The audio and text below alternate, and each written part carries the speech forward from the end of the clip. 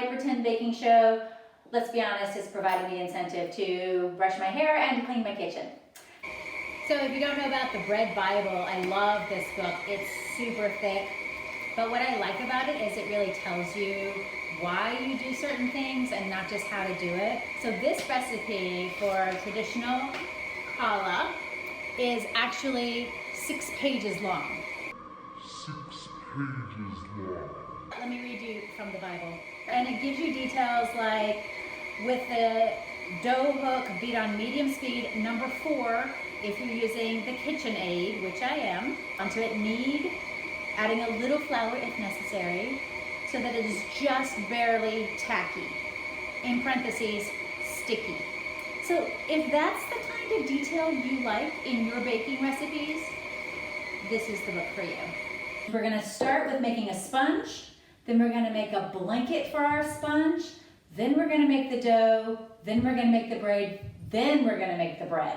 So it's a lot of steps, but it's super fun. Let's start making our sponge with 142 grams of unbleached all-purpose flour, 1 teaspoon of instant yeast, 3 large eggs at room temperature, and if you forgot to set them out in advance, you can just put them in a little bit of warm water just to take the chill off. Ideally, you want 150 grams of egg, but if you have a little more, you would reduce your water. So combined, you would have 306 grams of egg plus lukewarm water. 40 grams of honey or agave. I'm gonna whip this for about 2 minutes to really get it all incorporated. Now I have my stand mixer and I'm gonna make the dough in there, but this sponge is not so hard to do by hand, and frankly, we need the extra exercise, right?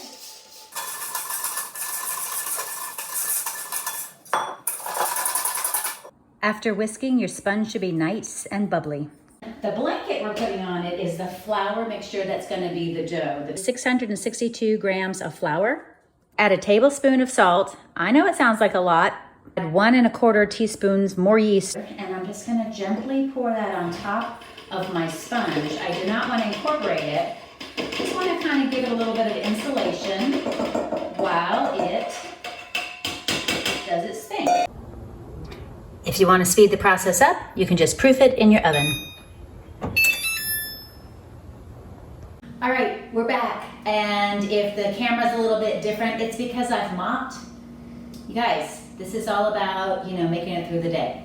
Anyway, this has been sitting for about 2 hours and the sponge starts to make its way through the blanket, and that's perfect. And then we're gonna add the rest of our wet ingredients to our dough. 72 grams of canola oil, 120 grams of agave syrup or honey, 2 more eggs. These don't need to be room temperature. 1 tablespoon of cider vinegar. So it has been mixing for 5 minutes, and here's where you've got to question all your life choices. Now, is this smooth? Certainly sticky, but is it tacky? If you put it on a counter and start to knead it, is it gonna all come together, or do you need to knead it more? Now this makes me think that I need to develop the gluten more. So even though I've gone 5 minutes on the right speed, I think I have to keep at it. And I'm actually gonna add a little bit more flour. So I've let it go a couple minutes longer, and I like it better when it doesn't stick to the sides quite so much. I've added a couple of tablespoons of flour, and with other doughs that are not enriched, I don't like it when my doughs are this sticky, but I'm getting ready to put it on the countertop, so I think this is gonna be okay. I don't wanna add too much flour because it's gonna make it tough.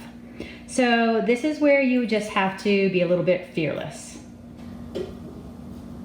All right, so it's probably too sticky to handle, but I've got flour all over the countertop, so we're just gonna go for it. Also, this is where you need muscles. If your mixer works so hard, the bowl gets stuck. I'm not happy about this. This is making me mad. We're gonna give up and just dig it out, because these are desperate times, people. And so this is the fun part. This is an absolute wonderful dough to knead by hand. It's so soft, and it's much more soft than the sourdough doughs, and it smells really good. So it's really fun to knead it at this point. And you know, maybe I didn't need to add all that flour into the mixer, but because it's coming together just beautifully. So there you have it, your beautiful little ball of dough. This now has to start rising, and this is actually going to make 2 big loaves of braided challah. So you put, okay, so you put your dough in a lightly greased bowl or container of some sort, and you do want to have the top of the dough lightly greased also so that it doesn't dry out while it is rising. And you can cover it with plastic or aluminum foil. I like to have the no waste option of just a dinner plate on top. I've let the dough rise for approximately 2 hours in my oven on the proofing setting until it doubled. Then I gently deflated it and did a business letter turn. Then I let it rise again, probably for another 45 minutes to an hour. The next step is to pre-shape the dough, so I'm dividing it into 6 equal pieces, and you can use a scale to measure this, or you can just eyeball it. Pre-shaping is just to roughly get the dough into logs so that when you roll them out, it'll be a little easier. Rest your dough under a moist towel for about 10 minutes. Before rolling out my ropes of dough, I like to fold it over and seal it to give the dough a little more strength. But beyond that, I don't have any tips that might help you. I feel like I'm very much a novice in doing this.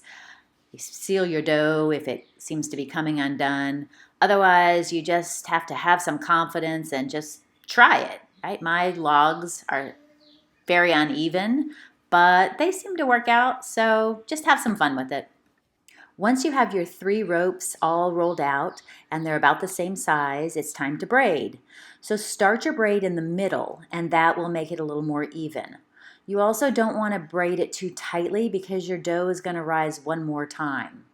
So you braid sort of a traditional way, pinch the edges together, and then on the other side you're going to have to do an inverse braid, or you could get fancy and flip your whole loaf over so you're braiding the right way, but I find it perfectly fine just to braid the opposite way on the opposite end. So pinch your edges, put it on your prepared baking dish so that you can let it rise one more time, sort of straighten it up, and it's ready to rise for one last time.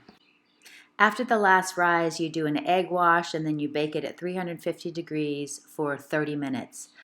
I hope you'll try to make some challah. It's a lot of fun, and let me know how yours turns out.